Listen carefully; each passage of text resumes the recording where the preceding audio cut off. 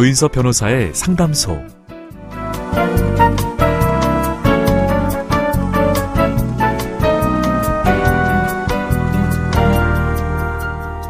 오프닝 건너뛰기, 온라인 동영상 서비스에서 제공하는 기능이죠.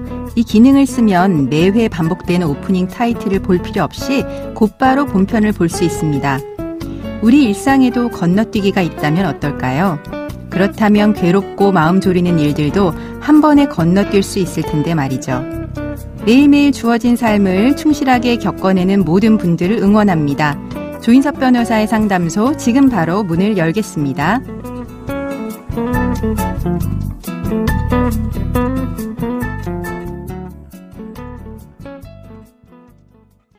당신을 위한 로하우스 조담소 김미루 변호사와 함께합니다. 안녕하세요. 안녕하세요. 법무법인 신세계로의 김미루 변호사입니다. 오늘은 어떤 고민이 기다리고 있는지 먼저 사연부터 알아보겠습니다. 저는 경제적으로 여유가 없는 가정에서 자랐습니다. 매달 친정에 생활비를 대야 했고 그러다 보니 은행 대출도 받았습니다. 남편과 결혼할 때 대출 이야기는 따로 안 했습니다. 숨기려고 했던 게 아니라 그 당시 저는 회사에 다녔고 벌이도 꽤 괜찮았습니다. 저 혼자 조용히 갚으면 된다고 생각했죠. 그런데 아이를 낳고 육아휴직을 하면서 수입이 줄게 됐습니다. 게다가 남편은 사업이 어렵다면서 생활비를 제대로 안 줬죠. 어쩔 수 없이 추가로 대출을 받았습니다. 이번에도 남편한테 말하지 않았습니다. 돈 이야기만 꺼내면 노발대발 화를 냈기 때문입니다. 심지어 저를 때리려고까지 해서 112에 신고를 한 적도 있었습니다. 그러던 어느 날이었습니다. 남편이 생활비 통장을 가져오라고 하더라고요. 결국 저는 대출받은 걸 고백할 수밖에 없었습니다. 그러자 남편은 저를 사치가 심한 여자로 취급을 했고 시어머니와 합세해서 신용카드 사용 내역과 제 개인 통장까지 내놓으라고 했습니다. 저는 모멸감이 들었지만 가정의 평화를 위해 두말 없이 줬습니다. 그런데 반성문을 쓰라고 하는 건 도저히 견딜 수 없었습니다. 참다 못해 이혼 이야기를 꺼내자 남편은 제가 유책 배우자라고 하더라고요. 아니, 생활비 때문에 2, 3천만 원 대출받은 게 어째서 사치와 낭비인가요? 생활비를 안 준 남편과 저를 몰아세운 시어머니는 잘못이 없다는 말인가요? 저는 남편과 시어머니에게 위자료를 받고 싶습니다. 그런데 남편은 전세보증금은 시어머니한테 빌린 거고 보험도 시어머니가 계약한 거라고 저한테 한 푼도 줄 수 없다고 합니다. 제가 재산분할을 받을 수 있을까요?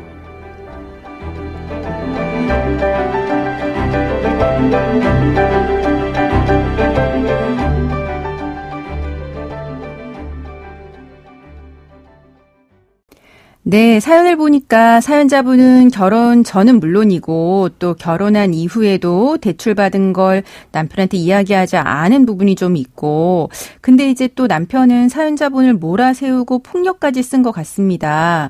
이 두 분 중에 누구에게 과연 혼인 파탄의 책임이 있는 걸까요? 우선 갈등의 원인이 사연자분의 대출금 채무를 둘러싼 것으로 보여집니다. 네. 사연자분이 혼인 이전이나 이후에 발생한 대출금 채무를 배우자에게 제대로 알려주지 않았던 것은 조금 안타까운 부분이 있습니다.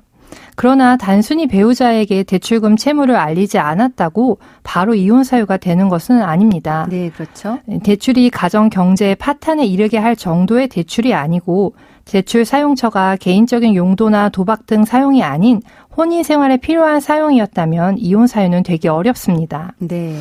사안을 보면 사연자분의 소득이 계속 발생한 것으로 보여집니다. 이에 대출금이 과도했다고 보기 어려울 수 있습니다. 네. 혼인 중 대출금이 부당하게 낭비나 사치로서 사용되었다고 볼 근거도 없어 보이고 네. 대부분 생활비나 가정생활과 연관성 있는 곳에 지출되었던 것으로 보이는 상태입니다. 네, 그런 사정으로 보입니다. 네, 이런 사정임에도 남편과 시모가 사연자에게 무리한 요구를 하고 반성문을 쓰라고 하는 등 특히 시모가 아들의 가정사에 깊게 개입하여 갈등의 주된 원인을 발생시킨 것으로 보여집니다. 네.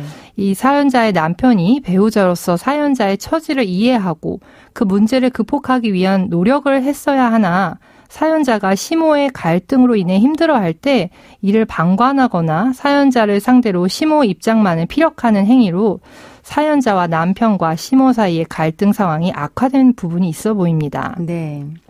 그리고 남편분의 폭력 행위도 있었다는 점도 간과할 수 없습니다. 이런 점에서 혼인관계 파탄에 이른 것은 결국 사연자의 남편분에게 있다고 보여지기에 남편분이 유책 배우자로서 위자료 책임을 져야 할 것 같습니다. 네.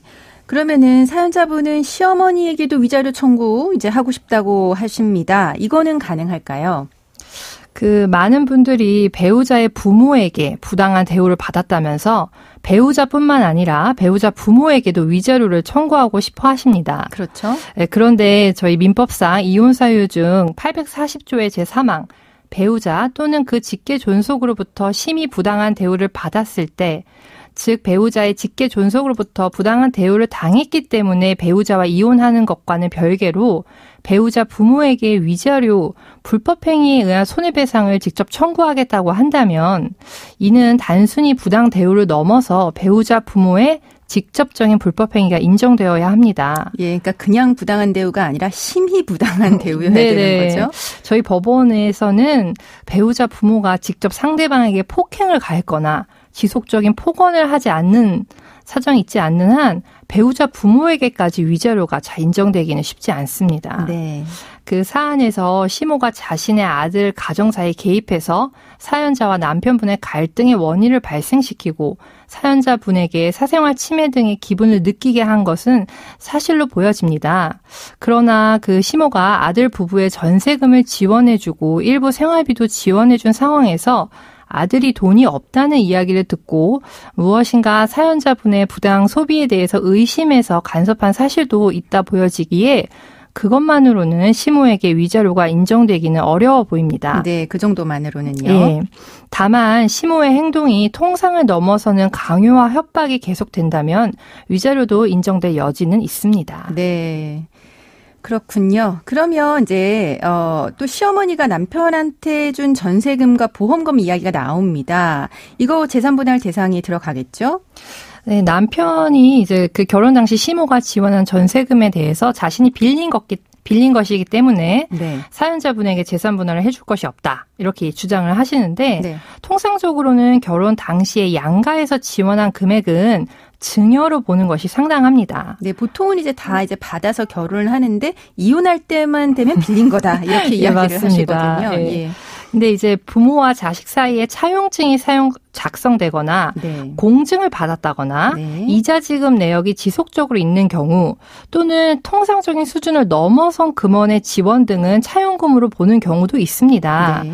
본 사안에서 사연자 남편과 시모가 차용증을 작성한 것 같지 않고 이자 지급 내역도 없을 것으로 보여지기에 이는 증여로 인정될 여지가 크므로 사연자분이 재산 분할을 받을 부분이 있다고 생각됩니다. 네, 그럼 보험은 어떻게 될까요? 그 보험의 예상 해지 환급금 이 재산 분할의 대상입니다. 네. 근데 많은 분들이 좀 착각할 수 있는 것이 그 피보험자, 즉 보험사고 발생 대상자나 보험 수익자가 혹시 배우자면 그 보험도 재산 분할 대상이 되는 것이 아니냐라고 하십니다. 네. 그런다 보험 계약의 해지 환급금은 피보험자가 누구인지와는 무관하게 해지 당시에 보험 계약자에게 귀속되므로 보험 계약자가 배우자여야 재산 분할 대상이 되는 것입니다. 네. 보험 계약자는 시모이고 피보험자가 남편이라면 이는 분할 대상이 될 수 없고 아무리 시모가 보험료를 납입해 주었다 하더라도 보험 계약자가 남편이라면 이는 재산 분할 대상이 될 수 있습니다. 네, 그러니까 보험 계약자가 누구이냐에 의해서 보험 계약자가 남편이면 당연히 분할 대상이 된다라고 네, 하는 거죠. 맞습니다. 그러면은 사연자분이 결혼 전에 받았던 대출금도 있는 것 같긴 합니다. 네. 그럼 남편분 입장에서는 결혼 전 대출까지 분할 대상이 포함되냐 이런 생각을 할 수 있을 것 같은데 그건 어떻게 될까요? 통상 결혼 전 대출은 재산 분할 대상이 되기 어렵습니다.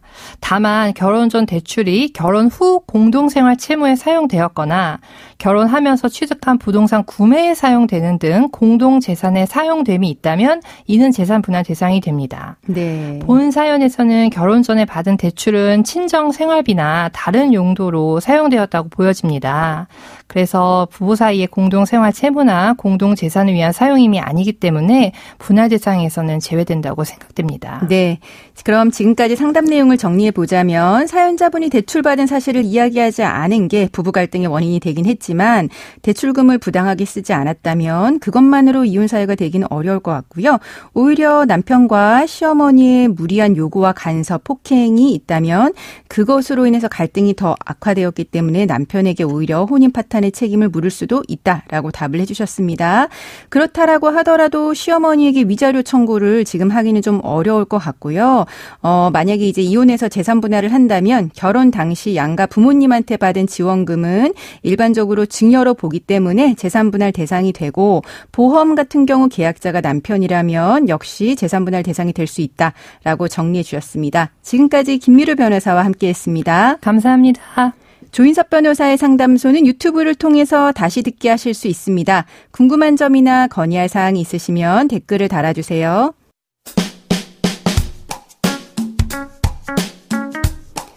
알아두면 쓸데있는 법률 이야기 알쓸법 시간입니다. 얼마 전 경기도 안성의 한 복합 쇼핑몰 실내에서 번치점프를 하던 60대 여성이 그대로 추락해서 숨졌습니다. 이에 따라서 사고의 1차적 책임이 있는 안전요원이 업무상 과실치사 혐의로 불구속 입건됐습니다. 경찰은 이번 사고가 중대시민재해에 해당하는지 살펴보고 있는데요. 오늘은 중대시민재해에 대해서 알아볼까요?